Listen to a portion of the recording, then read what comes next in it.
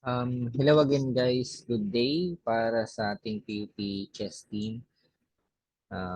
Syempre, tutorial na naman. Ngayon as black tayo.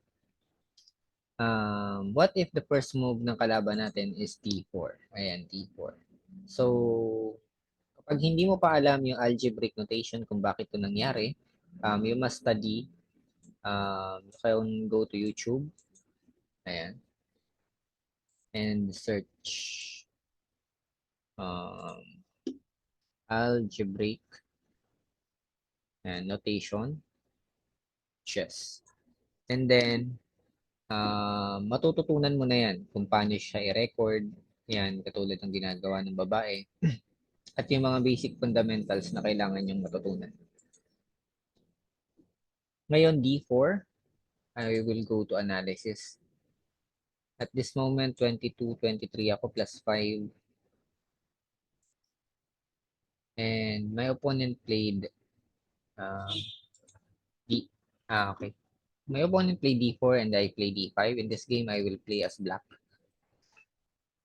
Okay, knight F3. So, the most important things to do in chess is to first control the center and develop your pieces quickly as much as possible. In this time, nag-knight F3 siya. So, I'll just play normal move as knight F6, develop lang din, and then E3. So, guys, I'm not recommending E3 at this moment kasi pwede mong ilabas yung bishop mo sa G5 or ilabas sa F4. You can play bishop F4, or bishop g5, which is very good for white na nade-develop yung pyesa niya. Dito naman sa e3, yun, na-block mo yung way ng bishop mo na imbis makalabas is hindi mo ginawa, which is a bad move. Okay? So ngayon naman, katulad nga na sinabi ko, develop your pieces quickly. There's a chance na pwede kong ilabas yung knight, yung bishop ko kagad, kaya nilabas ko na siya. Okay, bishop d3, nag-develop siya. Pwede ko yan i-capture. Ayan, bishop takes d3. Pwede ko ring ibaba sa G6. Ayan. Kung napanood niyo yung video 1, maiintindihan niyo kung bakit ko ito tinuturo. Knight BD2 and then E6. So, if you want to play Knight BD7 here, it's okay. Kasi nga, nakapag-develop ka pa rin. Now, I'll just play E6 so I can move my bishop later freely. Okay, now E6 and then bishop E7. Queen E2 develops the queen.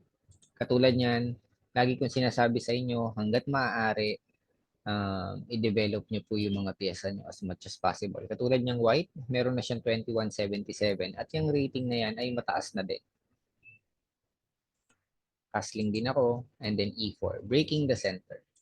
So, isa sa mga basic rules ko sa chess, avoid all pawns which going to move forward or advance to your own territory. Huwag kayong magpapapasok ng pawn, kaya ang ginawa ko dito, kinapture ko. And then develop the knight. So if white takes, I can grab it with my knight. So my knight here on d7 will be developed later. Then that's what happened in the real game. c3, now I played c5. If white takes here, I'm gonna take it with my bishop. Okay, bishop g5, and I'll just play bishop e7, a solid defense. So if white takes my knight here on f6, I can take with my bishop. Rook, threatening to capture my queen. So I'll just play queen to c7. And then bishop h4.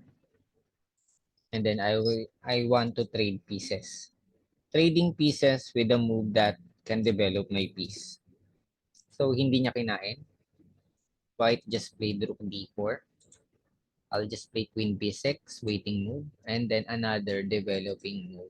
Sa mga veterans na galawan katulad niyan, mapapansin nyo na kailangan dine-develop po yung pyesa. Hindi po nagtatago. Ayan na, mga top level na yan. Malalakas na yan, 2177. Okay? Dinevelop ko lang din, normally. Then develop ulit. Ngayon, kapag kinain niya yan, kakainin ko lang din ang pawn. So, walang problema sa akin yan. Queen B6, balik dun sa atake kasi merong threat doon sa F2. Bawal magkagala tong bishop at queen kasi mamamatay yung pawn sa F2 dahil sa threat ng bishop at queen. Knight E5, bishop D6, normal moves. Bakit ako nag-knight D5? Kakainin ko yung pawn sa C3. Nag-C4 siya kasi na-anticipate niya. Bumalik lang ako sa F6. Queen D3, trying to attack my bishop. Yan, pero hindi naman niya gagawin yun kasi may defense ang queen. Kinapture ko, and then queen A5. Queen A5 is a powerful move that can threaten the bishop on E5 and also pawn on A2. So queen E2, defending the A2 pawn and bishop E5. I'll just play A6. It's just a waiting move. Queen D8, protecting my knight and of course threatening to capture the bishop. So Queen D4 is a very excellent, or Queen E5 is a very excellent move because if I move blunder like Knight D7, this queen can checkmate me on G7. So I'll just play Queen C6, just trying to develop my queen on C6. Sorry, I move my queen on C8, so later I can move on C6. So I can freely move my queen on E4. And a great move for white, G4, threatens to go to G5, so they can attack my knight, and then of course having a threat checkmate on G7 with the coordination of bishop and queens. Queen C6, and then a very beautiful move, knight H5.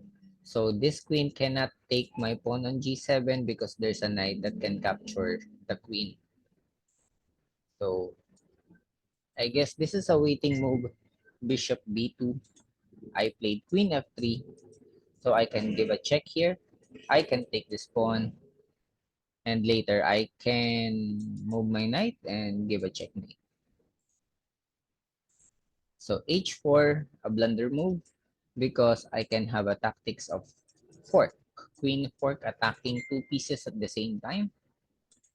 The king moves. I'll just give a check and then take the pawn. Queen check, moving the king,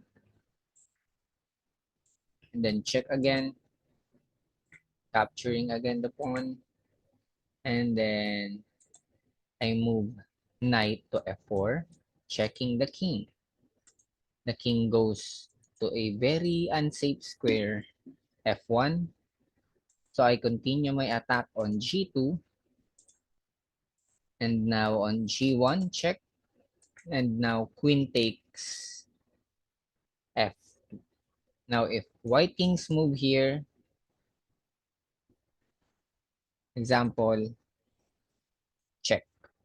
But in the reality, the white plays king F C3, but of course it's a losing move because of knight E2.